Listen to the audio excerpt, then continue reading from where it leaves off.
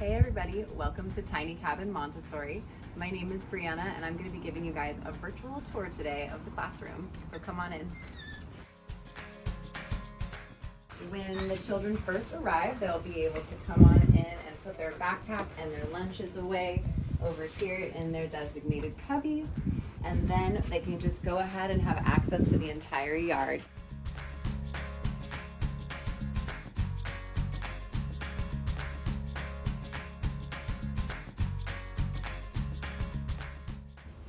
So here in the courtyard, we'll always make sure that there's various toys that are constantly being rotated out. We've got our little reading tent and our digging area over here where we will always be hiding different treasures that they can dig up with the tractors. Let's go into the classroom.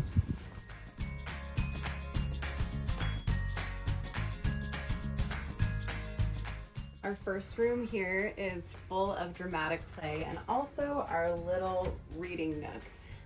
I always like to have a good spot that's nice and quiet for the children to be able to just chill if they need to read a book or even just cuddle with some stuffies.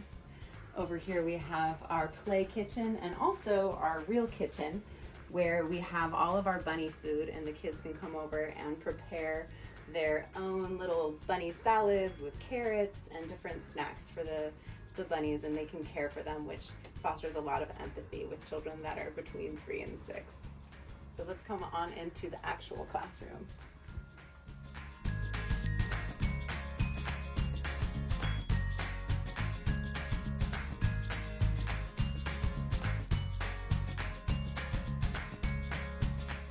So we'll start over here in our kitchen that will always have our snack available for the kids, and when they're finished with their snack, they can either invite a friend to their snack, they can serve a friend, or they can just work together. And when they're finished, they can come back over and clean their dish and then leave it to dry for the next day.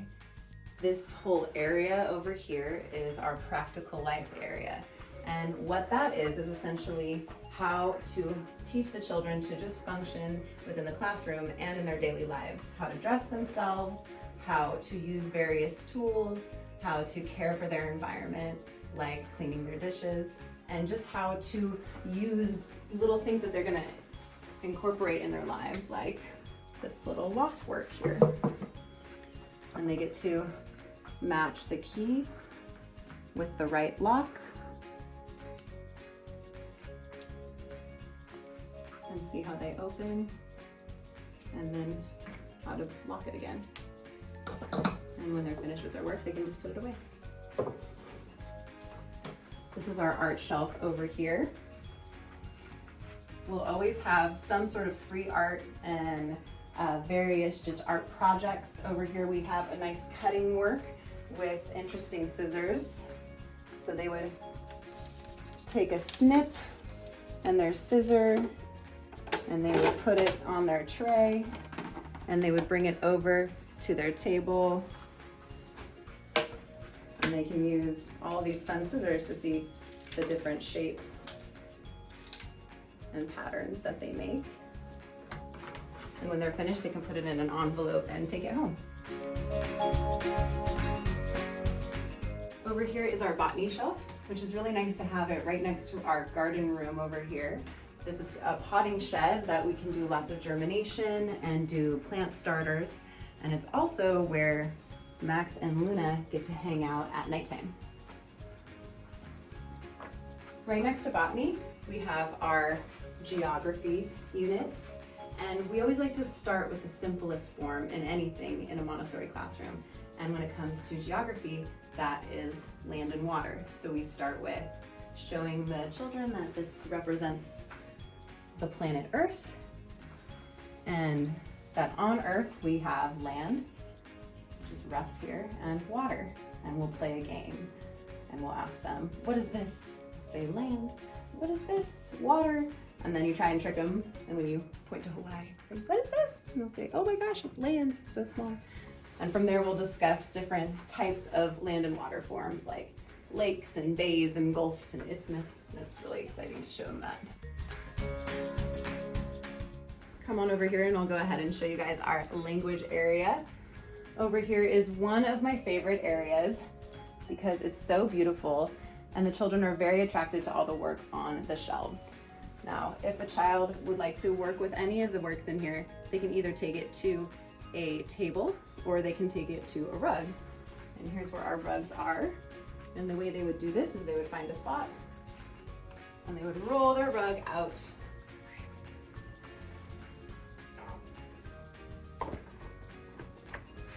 And they would choose whichever work they were interested in. Like, let's start with the sandpaper letters. And here they're able to put the letter out, and the sandpaper is a little rougher and they can trace the sound. You say ah, ah. And if they don't know what the sound is, they can look in their object box and see what objects we have, like apple, and an ant, an astronaut, and an alligator. So they can figure out what the sound is if they may not know what it is. And when they're finished with their work, they can put it all back.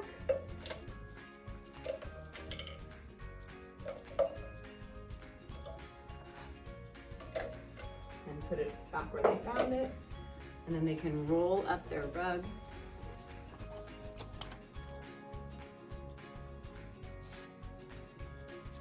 And put it away. And they can move on to their next work. Next over here we have our zoology, and we always like to be studying a different plant and a different animal, and we switch it out about every month and a half. And I like to keep it local if we can so that they can see them actually out on walks. This is the eastern gray squirrel, which interestingly enough has taken up residence on the West Coast. And we like to show them all the different parts of the animal, their life cycle, and let them explore these things sensorially. So it's always nice to have a little sensory bin. And they can play with all of the small objects in here.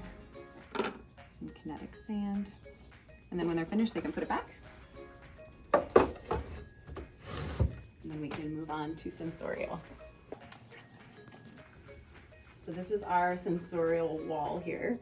And sensorial is really special to Montessori because it is very particular to Montessori. It discusses what the ears hear, what the nose smells, what the mouth tastes, and what the hands can feel, and what the ears can hear. And over here, there's all of the works that can kind of explore that, except for obviously what the mouth can taste. We can do that at snack time. This is one of my favorite works. This is the sound cylinders, and the way it works is a lot of matching, just like a lot of things in Montessori. They can hear the loud one on the red side and try and find the match on the blue side and go through all the different sounds, and they can find their match. When they're finished, they can put it back. All of the sensorial work lends itself really well to geometry. And I know that may seem a little advanced for a preschool classroom, but it is actually very natural. And as you can see over here, we can talk about things like this quatrefoil shape and how we see this in nature, like in a flower. And we can talk about all of these other shapes that we just see in our daily lives, and they can explore that sensorially. So that's why we always have it in the sensorial area. And then our last subject over here is math. And what's really wonderful about math is that it's very tactile, and they get to explore numbers first abstractly and then concretely through just discovering what a quantity is by counting and then associating that with a number, like these sandpaper numbers, just like the sandpaper letters. And then as we go on with the quantity, we solidify our 1 through 10. And once they have that down, we can go into really fun things like the golden beads and discover the decimal system. And even after that, go into teens. And I really do love this work because they can see that 11 is 10 and 1, not just 1 and 1. And that 12 is 10 and 2, not just 1 and 2, because that would actually be 3. So all of the works over here are really fun, and the children are very attracted to them because they're just beautiful.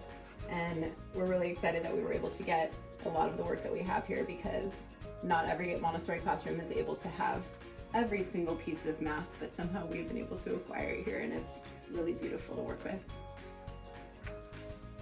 Thanks so much for stopping by. Feel free to reach out if you have any questions, and we'll be happy to get back to you. You can reach us at tinycabinmontessori.com. Bye.